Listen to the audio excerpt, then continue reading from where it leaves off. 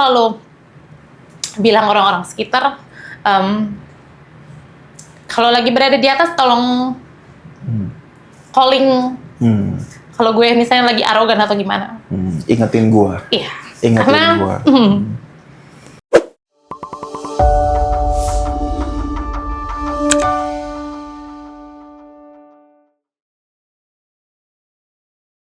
Langsung aja.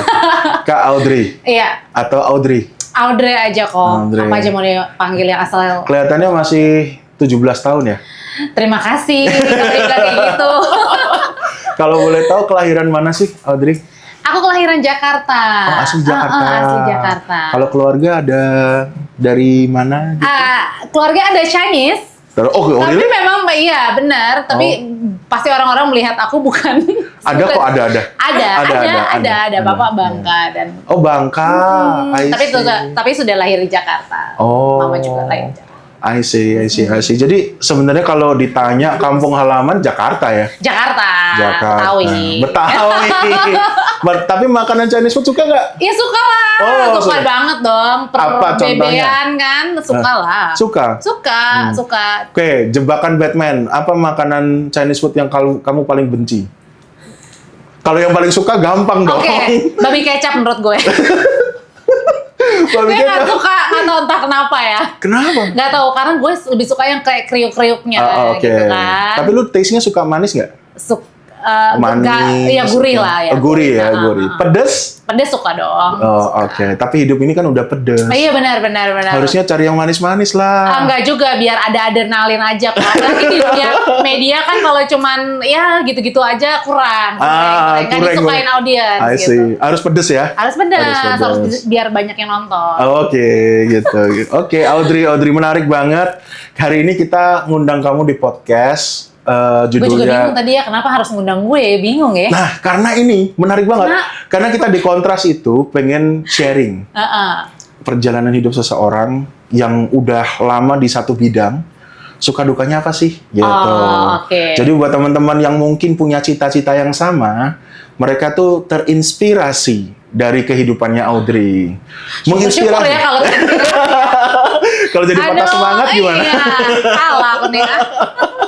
Oke, jadi selamat datang di Kontras. Thank you, Kak. Oke, sekarang kita pengen kenal lebih lanjut lah sama Audrey ini. Tadi udah cerita sedikit ya, jadi base-nya tuh di Jakarta. Sekarang kesibukan kamu sehari-hari ngapain sih, Audrey? Sama, tetap kesibukan aku adalah sebagai presenter, tepatnya news anchor. Keren banget. Kemudian juga produser. Kadang-kadang nyambi jadi MC dan moderator. Ayo mana-mana sini lain gitu kan. Pokoknya apapun yang dihasilkan asal cuan dan positif. Oh, mantap. Kalau mau kontak kamu di sini ya. Oh, iya. Lewat Intan. Jadi teman-teman, kalau mau tahu sebenarnya Audrey ini kalau di dunia media pengennya di labelin atau disebut sebagai apa sih? News anchor kah? Atau sebagai jurnalis? Jurnalis aja. Menurut kamu jurnalis ini apa? Apa definisi jurnalis menurut seorang Audrey? Berat banget ya. Wawancaranya ternyata emang berat ya untuk menjawab. Oke, definisi gue menjadi jurnalis ya kok ya. Menurut gue jurnalis itu adalah jembatan kok. Oke. Jembatan kepada suara-suara yang tidak tersuarakan mungkin. I see.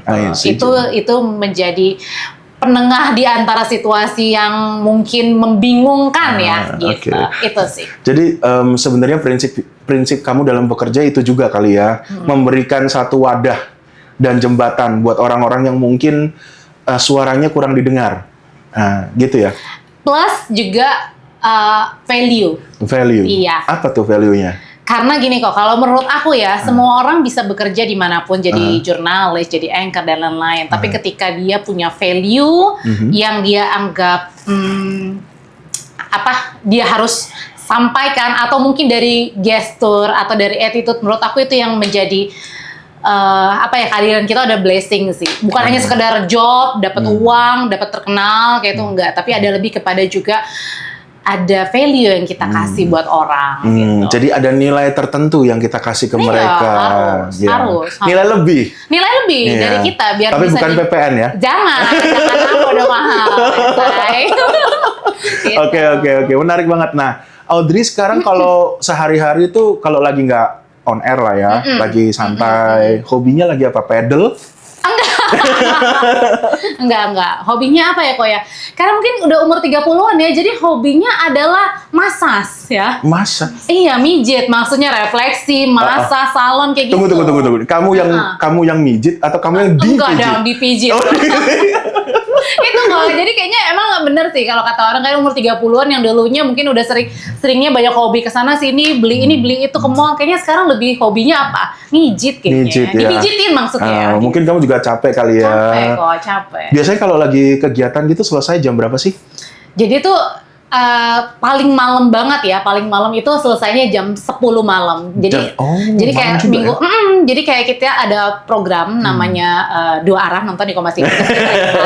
Jadi itu tuh kayak isinya debat panas lah dengan dengan tema yang lagi panas juga. Contohnya, ini boleh disebutin kan ya? Boleh.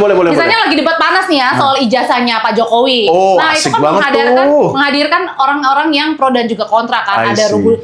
dari kubu Roy Suryo dan kawan-kawannya, ada kubu dari Pak Jokowi yang mewakili kuasa hukum dan kawan-kawannya. Itu yang bikin kan akhirnya semua tung apalagi kan para pengacara kan ngomongnya kan on fire banget kan. Nah di situ lah mungkin titik kelelahan yang akhirnya udah deh gue kalau lagi senggang lagi ini mau chill aja. Iya, chill aja entah di rumah atau ya serba dipijit apapun itu. Jadi relaksasi gitu kok. Karena kan tiap hari udah capek kan, apalagi kita mikirin ternyata tuh tiap hari kan isunya beda-beda.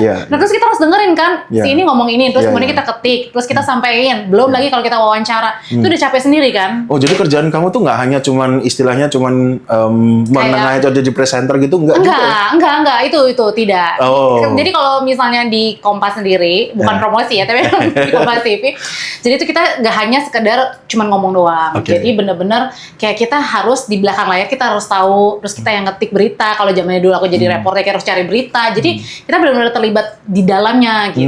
Wait. Jadi kamu dulu pernah jadi reporter juga? Iya. Jadi startnya benar-benar bukan langsung news anchor atau di... Enggak. Oh enggak. Jadi benar-benar dari bawah banget ya? Dari benar-benar reporter yang nyari berita di jalan. Ibaratnya begitu loh, di jalan dimanapun lah. Pokoknya itu kita ngeliput, live report, banjir, kamu nggak pesawat takut? jatuh. Iya, nggak takut Audrey? Iya enggak. Kan cewek gitu ya, maksudnya masuk ke istilahnya dunia yang mungkin sendirian juga gitu kan, menantang juga, lu nggak takut? Enggak sih kok. Takut. Awal-awal pasti takut lah ya. Enggak juga. Gimana? Karena mungkin orangnya ini ya, kok gue tipikal orang kalau misalnya lu nantang, ya gue ayo gitu. Dan lu jual gue beli nih. Iya, lu jual gue beli gitu. Dan gue ya itu gue suka gitu. Tapi memang ada beberapa momen yang memang deg-degan juga. Cuman akhirnya ketika melewati itu ya happy. Oh, I see. Jadi teman-teman jadi baru tahu nih ya, ternyata kerjaan seorang Audrey itu nggak cuman istilahnya langsung tampil di layar, kelihatan cantik gitu. Nggak gitu ya? Nggak gitu. Iya. Memang dilihat orang kan misalnya, udah di make up nih, misalnya kan udah rambutnya udah cakep, terus baju ibaratnya ya kalau kita ke kantor ya udah pakai baju biasa aja, nanti kan juga ada yang nyiapin gitu. Nggak kayak gitu kok. Ada banyak proses kayak seorang Najwa Shihab juga. Rosiana Silalahi ada banyak proses di hampir sama semua ya itu ya? Sama semua. Jadi kalau teman-teman yang terinspirasi untuk menjadi seorang news anchor atau reporter, perjalanannya ternyata nggak gampang ya? Susah banget. Apa sih yang menurut Audrey, yang paling susah jadi seorang reporter tuh apa? Nyari beritanya, menyusun beritanya, apa? Nyari berita, sebenarnya kebanyakan kalau kita jadi reporter jobnya dibayarnya apa kok, atau nggak? Bukannya kayak kita live report atau nyusun berita ya, dibayar untuk apa? Nunggu. Contoh di KPK nih ya, di KPK.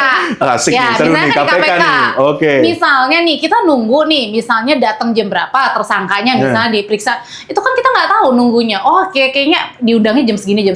Tapi bisa aja lewat. Atau di pengadilan misalnya. Di pengadilan tipikor misalnya sidang, ya kita kan harus nunggu misalnya sampai sidangnya kelar, dengerin, atau misalnya terdakwanya belum datang, itu sih sebenarnya kita yang dibayarnya untuk nunggu itu kok. Dan mendengarkan juga ya ternyata. Dan mendengarkan, apalagi di DPR misalnya kan, DPR komisi ini lagi RDP gini-gini, itu. By the way, apa nggak komisi-komisi DPR apa aja? Karena kan banyak ya. Komisi 1, 2, 3, 4. Oke. Jadi yang tadi menarik banget ya. Aku pengen tanya lebih dalam soal program kamu di Kompas TV tadi. Menghadapi begitu banyak kubu atau iya, katakanlah tadi judulnya apa? Dua arah. Yang tayang tiap Jumat jam 20.30 di Kompas TV. Ya, asik. Nah, jadi kalau misalnya lagi ngadepin kayak gitu kan kamu juga pasti mau nggak mau lah ya. Namanya manusia, pasti ada keterlibatan emosi. Benar. Tambah ikut, ini orang jawabnya gini amat sih Benar, gitu. jangan kan itu kok pusing. Nah, pusing. Udahannya, ini tau nggak ya? Pada saat selama 1,5 jam acara itu kan perang ya namanya. Dan orang kan lagi nunggu-nunggu ya, ibaratnya nunggu ini benar atau nggak sih jatahnya. Terus kalau misalnya ini tersangkanya siapa itu kan paling tunggu tuh kan semua jeder ada Mas Roy Suryo, terus ada kubunya dari kuasa hukumnya Pak Jokowi kan, disuruh pengamat juga, dan itu yang ini jantung gue tuh deg-degan banget kok, beneran. Dan kamu kan juga pasti udah dikasih PR nih ya, entah sama produsernya atau siapa istilahnya. Coba dong kalau bisa dikerucutin nih, dapat jawaban istilahnya. Harus. Ijazahnya tuh asli atau palsu sebenarnya, misalnya kayak gitu ya. Iya. Kan kamu juga pasti berusaha dong untuk bisa mengkotakkan itu kan. Iya. Untuk dapat jawaban dari si Mason kan. Nah, itu stres banget gak sih? Kepikiran gak sih? Atau berstrategi gak sih? Harus berstrategi sih kok. Jadi kalau misalnya dia ngomongnya udah belok-belok, ya udah kita panasin lagi. Jadi benar apa enggak? Jadi harus kayak ujung-ujungnya straight to the point-nya nanya lagi. Jadi benar apa enggak sih? Emang benar kayak gitu. Kalau kadang kan ya itu lah, apalagi pengacara kan ngalor ngidul kita harus balikin lagi kan. Jadi lo belum jawab nih pertanyaan gue gitu. Iya. Dan itulah kenapa massage merupakan surga buat Audrey. Benar. Pulang ngecil. Iya, benar. Jadi ternyata pusing banget ya? Pusing, adrenalinnya, jantungnya deg-degan kan? Tapi kalau penasaran deh, kalau udah perang gitu ya, misalnya kalau di TV kan kayak kalau udahan terus off cam tuh mereka ngapain sih? Tahu nggak kalau off cam? Ngapain? Ketawa-tawa. Masa sih? Sebelum dan setelah acara tuh ketawa-tawa. Cuman mungkin kayaknya aku dengar juga beberapa misalnya ada yang memang langsung ke bawah hati ada. Cuman mungkin di situ peran kita ya sebagai anchor, dan mungkin ini karena perempuan juga, jadi mungkin mereka merasa ada yang tidak enak kalau ini, tapi ujungnya mereka ketawa ya. Jadi salaman, ketawa. Bener-bener kayak udah. Tapi nggak ketawa judes kan? Bukan ketawa yang nggak ketawa bener-bener. Tapi pada saat di on cam ya beneran, kalau berantem ya berantem beneran. Ya karena kan mereka sudah mewakili kan, dan dilihat di publik kan. Kalau di belakang ya mereka ya sebagai manusia aja. Jadi sebenarnya no drama lah ya. Itu beneran berantem istilahnya beneran berantem. Cuman habis itu mereka profesional lah ya. Bahkan ada nih ya di salah satu pokoknya adalah di salah satu pada saat berdua ini si Mas Roy sama si Bang Sylvester, waktu itu Bang Sylvester mewakili Pak Jokowi kan. Sampai udahannya nih selesai lah waktu itu ada salah satu program, sampai karena nggak berantem, Mas Roy sampai bilang gitu, kok kita nggak berantem ya? Gitu. Karena ya memang nanya gitu, kok kita nggak berantem ya gitu. Iya, menarik banget. Jadi tugasnya presenter sebenarnya juga untuk membuat ya ibaratnya biar mereka perang argumen lah gitu. Jadi ada ininya lah, ada kontranya lah ya. Iya, karena kalau misalnya ya datar banget. Iya, orang kan juga jadi nggak menarik sebenarnya gitu ya. Tapi tetap mereka mewakili ya pihak yang mereka masing-masing. Katanya kalau di dunia TV tuh rating tuh penting banget, bener nggak sih? Iya iyalah kok. Rating penting banget ya. Penting banget. Jadi kan. kalau pas abis istilahnya acara ini, abis panas nih, dalam hati kamu atau di otak kecil kamu tuh, di hati kecil kamu atau di otak kamu tuh ada kepikiran nggak sih, rating gue kelihatannya yang ini bagus? Iyalah. Benar. Misalnya kita udah kasih effort yang luar biasa, totalnya jelek nih ya, anjlok ya. Kan kita juga kayak ini apa karena gue gitu. Tapi ya kadang-kadang kita terobatinya dengan apa kok. Misalnya kan sekarang karena kita banyak platform ya, jadi ibaratnya nggak hanya di TV, karena kan mungkin orang juga sudah pelan-pelan kan beralihnya ke digital kan gitu. Nah kadang-kadang yang sering juga kita ketemui ketika rating share-nya misalnya kurang baik di TV, tapi orang yang nonton di YouTube tuh tinggi. Nah itu paling mengobatinya di situ. Terus apalagi kalau kita baca komen-komen kan, itu jadi kayak seru. Kadang-kadang ya itu presenternya juga kena juga, nih presenternya ini nih kayak gini nih apa gitu. Cuman by the way di program kita juga sama sih, ada satu presenter kita yang uhui ya, lagi panas banget dihujat habis-habisan. Tapi teman-teman kalau nonton ini dan tahu yang kita maksud, tolong gue baru tahu loh ternyata ini yang viralkan ya Rom meeting ya. Itu bagus. Adino. Oke, dihujat. Tolong ya, tolong kita ini sama-sama belajar gitu. Ya nggak apa-apa, tapi kan kalau nggak viral kayak gitu nggak ini kan nggak meledak, jadi ya harus ada. Ya, betul. Jadi Audrey, kalau aku boleh tahu sebenarnya keluarga kamu nih base-nya atau papa mama nih dulu pekerjaannya apa? Kalau dari papa itu adalah swasta, tapi kemudian sudah lama juga tidak bekerja. Okay. Kalau dari mama itu ada salon, punya salon. Oh, I see. Jadi tapi kenapa anaknya jadi nggak tahu ya kok. Mungkin kayaknya kerinduan dari seorang ibu, karena aku mungkin perempuan satu-satunya dan anak yang paling kecil. Mungkin melihat talent. Sebenarnya sih aku nggak ada sih di saudara talenta apa kayak ke dunia media itu nggak ada, public speaking, nyanyi itu nggak ada. Tapi kemudian pada saat itu waktu kecil tuh mungkin melihat si mama ngelihat talenta aku, akhirnya aku dimasukin ke sanggar lah. Sanggarnya Papa Tibok almarhum yang membesarkan nama Joshua kan. Jadi akhirnya mulai dari situlah aku mulai menjadi backing vokalnya Joshua Suherman. Joshua Suherman Jojo. Gitu. Sampai sekarang juga kita masih berhubungan baik. Wih, luar biasa. Okay. Nah, terus ya udah singkat cerita, akhirnya ya udahlah mulai dari situ. Akhirnya mulai nih merambah iklan gini. Nah, tapi memang ada momen kok di mana momen aku kayaknya nggak mau lagi deh. Aku mau jadi fokus ke sekolah aja, karena aku berpikir kalau orang yang di dunia entertainment itu kayaknya pasti ibaratnya gitu loh, orang yang mungkin kebanyakan di dunia entertainment terlalu fokus di dunia entertainment, jadi melupakan untuk mereka punya pendidikan gitu loh. Maksudnya jadi nggak fokus gitu. Jadi makanya aku pikir, udahlah aku mau fokusnya di pendidikan aja. Jadi aku meninggalkan itu. Apakah di saat itu kamu udah ada kepikiran, kelihatannya kalau di entertainment ini nggak selamanya aku harus pikirin masa depan? Iya. Atau ada kepikiran itu? Ada kepikiran itu, makanya aku mengejar untuk prestasi sekolah. Akhirnya aku meninggalkan itu semua, tapi singkat cerita pada saat aku kuliah, kan aku kuliah di London School ya, yang notabene itu banyak artis dan mereka aktif juga di media kan. Dari situ loh kayaknya, kok gue kayaknya suka nih jadi news anchor gitu. Kayaknya tertarik nih. Ada satu spesifik pengalaman yang membuat kamu kelihatannya jadi news anchor enak nih gitu. Ada nggak sih? Ada waktu lihat ini Putra Nababan wawancara Obama, itulah awal mulanya aku suka menjadi news anchor. Gitu. Apa yang paling melekat di pikiran kamu waktu itu atau memori kamu sehingga kamu merasa bahwa news anchor nih kelihatannya keren nih, gue pengen gitu? Ya karena wawancara Presiden Amerika Serikat. Bisa gitu. Iya itu. Lebih kok keren ya gitu ya. Gitu. Gitu. Dan setelah kamu ingin, apa langkah pertama yang kamu ambil sehingga masuk ke dunia news anchor? Itu ngikutin berbagai audisi sih. Audisi di antar kuliah-kuliah gitu. Ikutin. Akhirnya udah gitu ya, singkat cerita kan harus namanya magang dong kuliah kan. Magang mau di mana nih magangnya? Kayaknya gue harus di politik deh nih ya. Kan memang basicnya PR kan. PR itu kan bisa kayak di hotel di mana kan, tapi atau di pusat perbelanjaan, tapi akhirnya kayak gue harus mendalami politiknya, tapi harus di mana ya? Ya salah satunya kan pasti harus partai politik kan. Nah makanya itu berawal dari akhirnya magang lah di salah satu partai politik itu yang belum besar kala itu.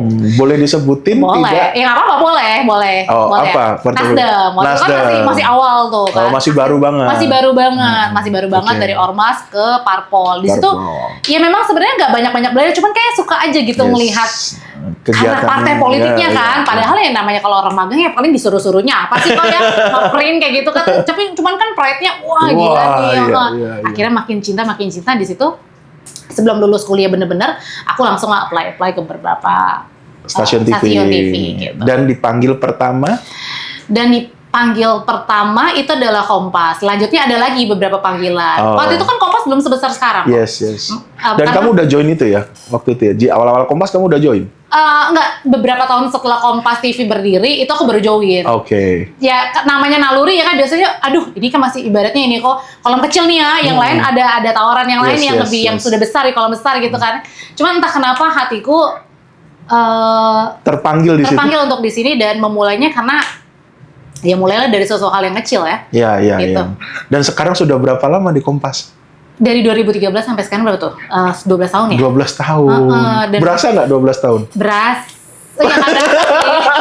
Ya kadang-kadang kalau lagi jenuh juga berasa. Kalau lagi enggak, tapi ternyata kayaknya Tuhan menakdirkan tetap berada di sini dan Semoga akhirnya pas. ya.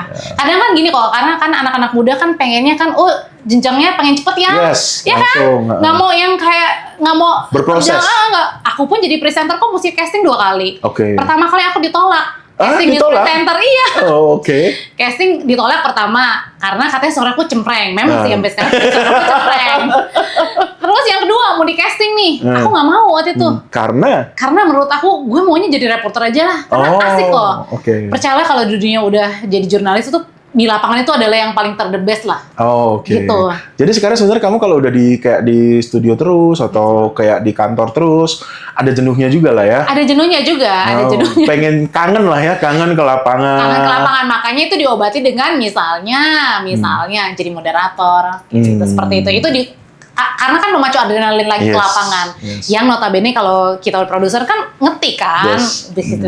Itu ngobatin kangen sih. I see. Jadi sebenarnya kalau perjalanan menjadi news anchor tuh nggak semudah itu ya teman-teman. Perjalanan seorang Audrey itu juga ternyata ada ditolaknya juga. Ada ya. ditolaknya. Nah, ada ditolak. berprosesnya juga. Ada berprosesnya dan bahkan ya kok ya. Jadi dari sekian banyak pengalaman yang aku sebagai reporter nih kok. Itu tuh pengalaman yang menurut aku yang paling tidak pernah aku lupakan. Banyak sih yang tidak pernah terlupakan. Tapi salah satunya ini. Yang tidak pernah terlupakan adalah ketika aku masih jadi reporter.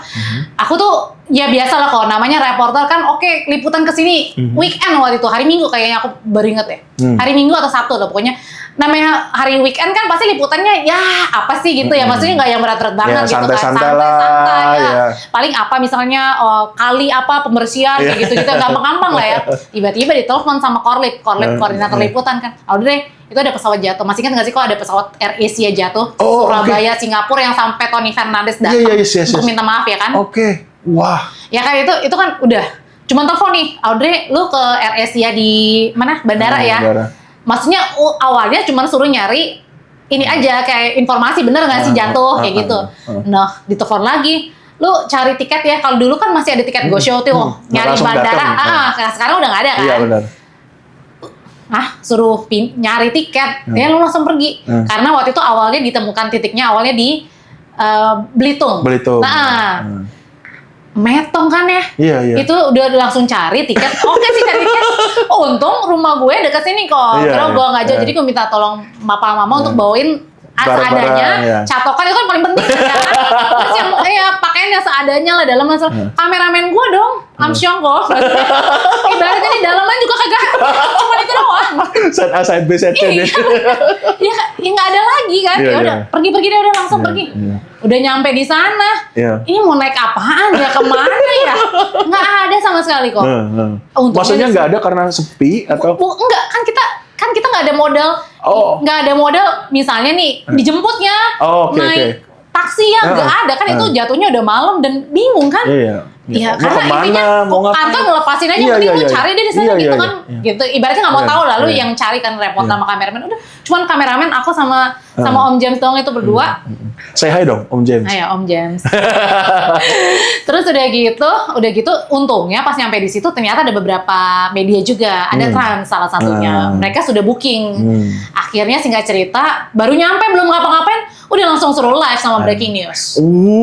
Udah, karena memang kan waktu itu beritanya lagi gede-gedean. Iya, Jadi iya, kita iya. kan menyedot untuk orang banyak nonton kan. Nonton. Jadi belum apa-apa, belum makan, ya udah. Terus kamu persiapannya gimana, kan belum Nah. dapat info berita gimana gitu kan? Pandangan mata aja udah, Oh. pandangan mata. Apa yang kamu bisa lihat udah nih disampaikan Iya, gitu. dan waktu itu kebetulan di pesawat itu pun gelujak-gelujak kan waktu Iya, itu. iya, iya. Enggak, di pesawat pas gue terbang itu Iya. ada turbulensi. Iya. Nah, itu kan langsung ini paro kan Iya, pikiran sendiri. iya. Aduh, metong kayak gitu kan. Gitu, tapi ya akhirnya singkat cerita di situ akhirnya sudahlah ada ini adiknya Pak Ahok. Oh. Pak Basuri waktu itu kan wali Basuri, kota iya. Belitung ya. Iya, iya. Nah, disitulah kita akhirnya, karena kan memang mungkin karena adiknya Pak Ahok dan mengerti mungkin media kan, Pak Media, Ahok juga kan. iya. Akhirnya ya udah tinggallah ke rumah dinasnya. Wali Pak kota. Wali kota. Ya udah, singkat cerita seperti itu. I see. 5 hari di sana ternyata bukan di situ jatuhnya, di Kalimantan. Akhirnya kan gue nggak mungkin dong gue pulang. Oh yaudah, tapi kan sedih kan, kayak greget. Iya, Gila nih sayang yang gue nih, baru iya. pertama kalian, Iya. baru gue yang di calling, tapi yang bukan di situ jatuhnya Iya. kan. Ya itu adrenalinnya Iya. kan, kok kayak nggak puas aja nih. Akhirnya tapi singkat cerita ya mungkin Tuhan berkehendak lain. Akhirnya datenginlah temen gue yang di Kalimantan itulah, Pangkalan Bun kalau nggak salah waktu itu. Nah udah setelah itu kan akhirnya kan badan pesawatnya sudah ketemu nih, ketemu, tapi orang-orangnya mungkin masih dicari gitu ya. Nah disitulah ditawarin lagi, gue ambil lah itu barang. Tahu nggak kalau gue suruh ngapain? Gue suruh di tengah-tengah laut untuk ya itu proses pengangkatan badan kapalnya. Jadi gue sekitar 10 hari sama kameramen gue cowok ya? di 10 hari itu di tengah-tengah laut itu gue cewek satu-satunya. Gila. Yang lainnya kan ABK. Nah, iya. ABK. Tapi tinggalnya juga di kapal. Tinggalnya di kapal sama 10 apa 12 hari gue lupa deh antara itu. Terus gila. Cuman ada 2 nih yang gue kenal. Ya orang TV One, kameramen reporter, dan gue itu pun kan kameramen reporter TV One-nya cowok. Kameramen gue cowok, gue cewek sendiri. Mati lah gue kan kalau ada apa-apa ya, ibarat namanya perempuan ya, gue mati lah kalau ada apa-apa. Dimuliakan di antara laki-laki. Kalau positif, kalau negatif, gue dibuang juga kagak tahu kan. Udah itu nggak ada sinyal. Udah gitu namanya di tengah-tengah laut gue baru tahu awalnya masih enak-enak. Ada chefnya nih, enak nih makan disediain, ngambil gratis apa semuanya kan. Ternyata jangankan 7 hari. Hari kedua ketiga udah muntah terus. Mabok-maboknya malah boro-boro liputan kok. Tidur aja. Terus sampai gua takutnya ya, namanya kan jenazah di bawah begitu kan, sampai gua takutnya. Gue minta tolong teman-teman gue yang TV One sama ini untuk lu temenin nih. Gua takut. Kemana-mana bertiga gitu ya. Itu sih salah satu pengalaman. Jadi pengalaman menarik banget ya. Nah itu menurut kamu pengalaman itu merubah kamu nggak sih dalam bekerja, dalam berpikir, atau pengalaman itu membawa satu nilai apa buat kamu? Membawa nilai apa ya? Menurut gue itu buat kamu lebih profesional misalnya, atau ternyata kalau kerja tuh kita harus ready buat segala situasi gitu. Ya, ready segala situasi harus. Itu balik lagi. Makanya itu kan diuji tuh kecintaan kita. Mau apakah cuma menjadi news anchor atau lo benar-benar the real journalist. Itu yang diujinya. Terus yang kedua adalah belajar bahwa ya penyertaan yang di atas tuh ada di mana-mana gitu. Menurut gue itu penting sih. Itu yang melindungi gue dimanapun. Bahkan misalnya kayak sampai di titik ini, berarti penyertaan Tuhan. Gitu. Itu sih yang gue belajar. Menurut kamu pengalaman tadi itu di atas kapal tentang AirAsia yang sedang jatuh nih, pengalaman paling berat nggak yang pernah kamu alami selama kamu bekerja? Atau ada satu pengalaman nggak yang kamu bisa sharing yang sebenarnya nggak berat sih, tapi menyentuh hati kamu waktu ngeliput nih? Wah gila nih dalam nih gitu, berasa gitu. Berasa, mungkin lebih ke berasa takut juga sih kalau sebenarnya. Berasa salah satunya adalah ini, lebih ke pengalaman ini pada saat demo. Demo di Jakarta? Demo di Jakarta, ini kan dekat Sleepy waktu itu pernah beberapa tahun yang lalu tuh. Demo di situ, jadi gue harus live report lah, breaking juga kan namanya kan lagi demo besar-besaran. Dimana itu di belakang gue adalah, mohon maaf ya, orang yang apa sih, crazy people gitu lah ya. Nah dimana di saat itu dia mencak-mencak, tapi gue harus tetap on kamera tuh di situ. Itu kan deg-degan kan. Nah selain itu deket banget tuh. Deket banget, dan dia ngomongnya caci maki. Nah, udah gitu. Itu satu harinya, besoknya masih ada lagi tuh demonya. Tapi di pameran. Lanjut part 2 ya. Lanjut part 2. Lanjut part 2. Besoknya yaudah lu tetap ditaruh di demo lagi ya, karena kan kemarin udah dianggapnya yaudah lu udah bisa ngatasin. Waktu itu demonya juga gede tuh. Waktu itu di stasiun Palmerah kan, sampai ditutup, sampai nggak ada apa? Nggak ada, bukan penerbangan apa sih itu? Nggak ada jadwalnya kan. Ya disitulah tembakan gas air mata kayak gitu-gitu, itu yang gue ngalamin. Terus pedih nggak? Pedih banget. Tapi gimana caranya tuh lu harus tetap roll kamera. Tapi juga gimana lu caranya membangkitkan orang bisa nonton. Jadi nggak cuma kamera begini aja, tapi di saat lu juga bisa deket sama ke demonstrannya, meskipun lu takut, ya pada saat lu ketika lari, ya lu juga lari. Jadi di situ drama yang orang akhirnya melihat, menonton dan membuat kita beda, dan akhirnya mau tetap steady nonton kita. Gitu. I see. Karena kalau kita cuma kayak live report begini kan, buat apa? Tapi aku suka banget yang kata-kata kamu, ini loh ujian untuk membuktikan kamu tuh beneran seorang jurnalis, atau kamu tuh sebenarnya cuman istilahnya pengen pansos gitu ya. Iya, pengen tampil gitu kan. Karena melewati proses itu kan nggak semua orang mau. Iya, benar. Dan nggak semua orang tahan. Apalagi di depan orang yang berdemo, panas-panasan, ngomongnya juga panas. Iya. Oh, aku nggak bisa bayangin sih. Kalau gue jadi lu, gue udah lari duluan sih, Audrey. Gue udah bilang udah ganti Iya. ganti mimpi aja deh. Karena ya dan suami gue juga udah ketar-ketir kok. Tapi ya karena ya mungkin karena udah kebiasaan juga ya. Karena pacarannya udah tahu gue seperti apa ya, akhirnya dari yang awalnya ibaratnya ya takut, ujung-ujungnya ya akhirnya ya menyerahkan, ya udahlah gitu. Ya, percaya gitu ya. Ya, dan percaya banyak dan berdoa, menunggu sih ya. sebenarnya. Ya. Kamu sama sekarang udah menikah berarti ya? Sudah menikah. Sudah ada putra-putri? Belum, Belum. lagi proses. Oh ya, kita doakan ya sama-sama. Ketemu sama pasangan di mana, Audrey? Di kerjaan atau? Enggak, dikenalin. Oh, dikenalin. Nah, jadi ibaratnya kayak perjodohan. Oh, jadi dia sebenarnya nggak tahu soal dunia jurnalis atau dunia media gitu? Enggak, iya, dia karena orang basicnya asuransi, insurance. Asuransi. Oh, oke. Dan gue dulu benci banget sama orang asuransi. memang ya, kita nggak boleh benci terhadap sesuatu karena kita akan kemakan sendiri. Iya benar. Gitu. Iya. Sesuatu yang dibenci akhirnya jadi cinta. Iya, makanya jangan terlalu benci banget. Sekarang kalian kalau misalnya kamu lagi pergi atau suami lagi pergi gitu ya, tetap jaga komunikasinya gimana? Apakah sering teleponan, sering whatsappan? Tetap jaga komunikasi. Jadi kan kayak tahun lalu tuh apa namanya, kan ada pilkada kan, pemilihan kepala daerah serentak kan. Kan kita ini TV kan kita harus ini loh ibaratnya siap tempur di situ kok. Itu presenter yang siap tempur. Hal lainnya adalah jadi hampir tiap minggu tuh kita pergi atau ada debat di mana-mana. Nah, satu sisi harus ke Manokwari lah. Aku bingung kan, aduh gimana ya ngomong sama suami gue ya. Manokwari gimana sih? Tiba-tiba. Iya, di Papua ini. Iya, tiba-tiba harusnya bukan gue, tapi gue menggantikan Niluh yang sekarang jadi wamen, wamen pariwisata. Karena dia waktu itu ditunjuk sebagai wamen, akhirnya dia ini kan harus pamit dan lain sebagainya, dan gue menggantikan itu. Gitu. Berangkatlah, harus berangkat segera. Harus berangkat. Manokwari. Ya gue ngomongnya ya gimana ya, pendekatannya harus dari mana ya? Cari angle karena, dulu ya nih. Kan namanya Cari suami angle pasti dulu juga nih. ada jelas-jelasnya ya kok ya. Tetap namanya di dunia media kan pasti ada jelas-jelas. Oh, harus berangkat dari mana nih? Oh, kayaknya gue berangkat ini nih Manokwari. Oh, ini kok banyak kok ini banyak orang Kristennya semuanya gitu. Jadi kayak gue mau sekalian kayak rohani juga ya.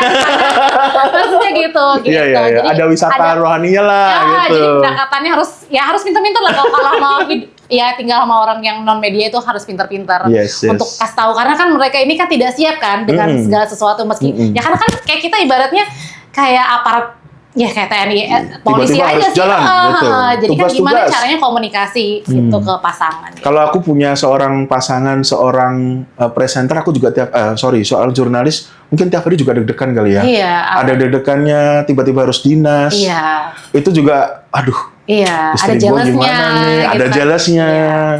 Ya, tadi kamu juga cerita pulang juga malam ya. Kalau Pulang juga lagi di malam. Jakarta, Pulang sering juga malam malam. juga. Iya, Ya. jadi saling tunggu-tungguan aja. Gitu. Gimana nih cara ngebalancein, kalau bahasa anak sekarang apa? Work-life balance-nya nih gitu. Gimana caranya ya bersyukur sih.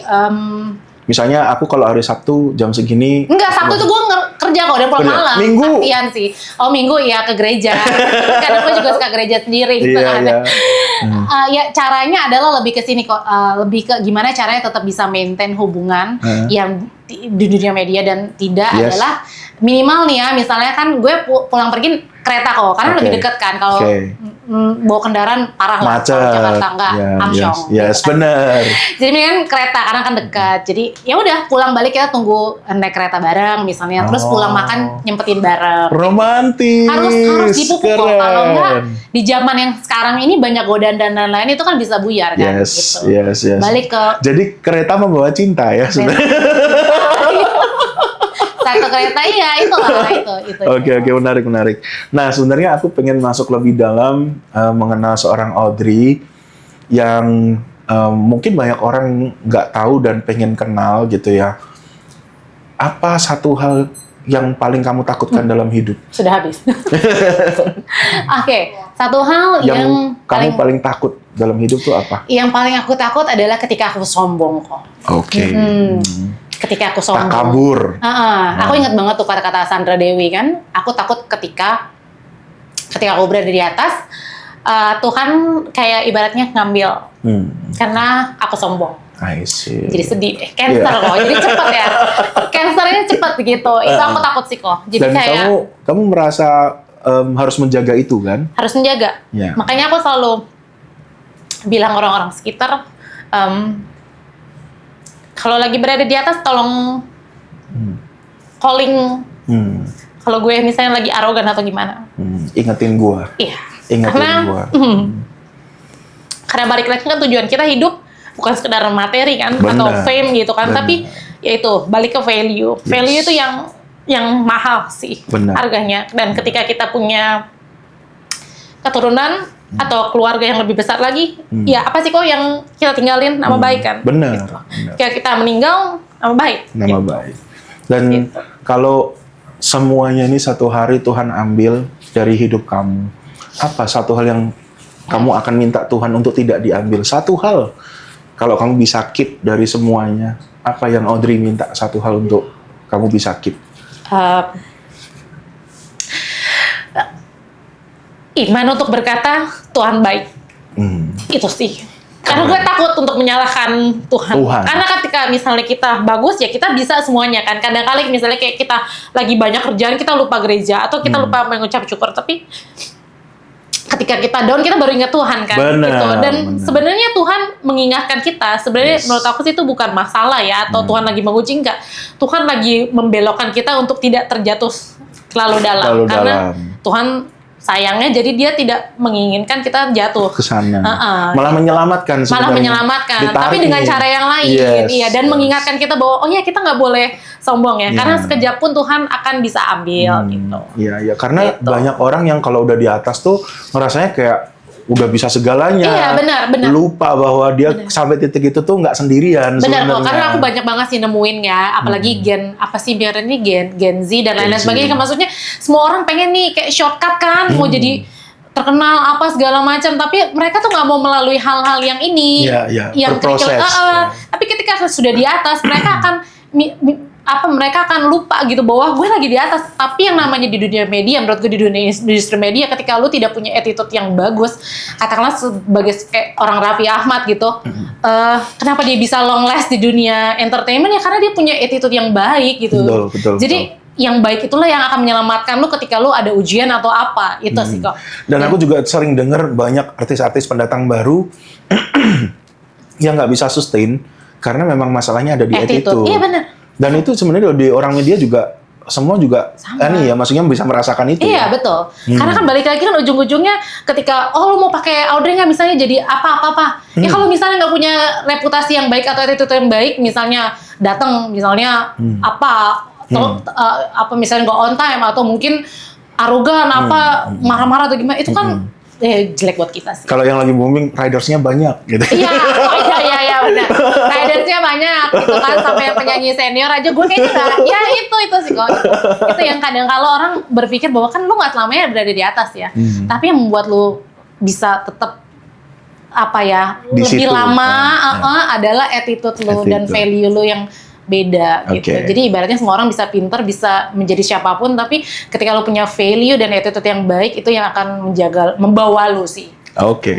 Bagus banget. Thank you udah sharing Audrey. Kita punya 4 pertanyaan terakhir yang selalu ada di Kontras. Yang nomor 1. Kayaknya enakan gue jadi presenter. Ternyata kalau diwawancara nggak terlalu asik ternyata ya. Iya, nggak asik. Mendingan nanya, jadi bisa. Nanti kita gantian ya. Gantian wawancara Koko ya. Pertanyaan pertama, kalau kamu melihat diri kamu 10 tahun yang lalu, apa satu nasihat yang ingin kamu katakan kepada si Audrey 10 tahun yang lalu? Tetap menjadi kuat. Tetap menjadi kuat. Oke. Kalau kamu melihat diri kamu yang sekarang, apa satu kata atau satu kalimat yang ingin kamu sampaikan? Kenapa nih? Oke. Kalau kamu melihat diri kamu, sebentar ya, aku salvo sama produserku nih sebenarnya. Tahu mana produsernya tahu ya? Aduh. Oke. Kalau kamu melihat diri kamu yang sekarang, apa yang ingin kamu katakan untuk diri kamu sekarang? Terima kasih, badan ini sudah kuat. Keren banget. Oke. And nomor 3, apa yang ingin kamu katakan untuk Audrey yang di masa depan?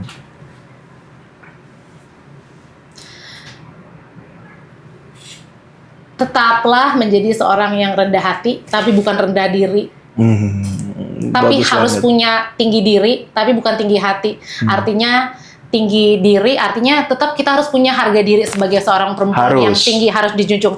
Tapi bukan arti menjadi tinggi hati sombong. Iya. Tapi kenapa harus menjadi rendah hati? Ya tetaplah keep humble kepada semua orang tanpa terkecuali. Jadi kita menyapa orang sama bahkan yang security atau siapapun kita harus Iya. tetap sapa, bukan hanya seorang misalnya presiden atau Bos, menteri, atau bos ya. kita harus nyapa, enggak. Iya, iya. Jadi itu harus rendah hati, itu harus miliki. Tapi bukan berarti kita rendah diri, tidak punya harga perempuan itu. Weh, keren. Tepuk tangan dong. Oke, last question. Untuk Audrey Chandra, apakah kamu sudah merasa sebagai seorang yang sukses? Kalau iya, apa definisi sukses buat kamu? Kalau belum, apa impian yang masih kamu ingin capai? Belum ya kok kayaknya. Belum ya? Nah. Karena definisi sukses aku nggak tahu deh. Definisi sukses kayaknya punya sebanyak-banyaknya uang, ya kan?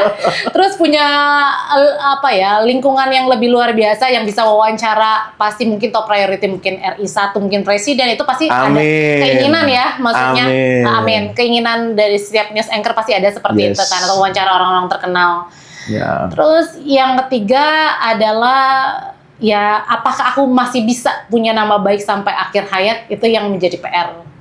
Jadi itu yang menjadi kunci sukses kamu ya, menjaga nama baik sampai nanti Sampai akhir. akhir hayat. Itu.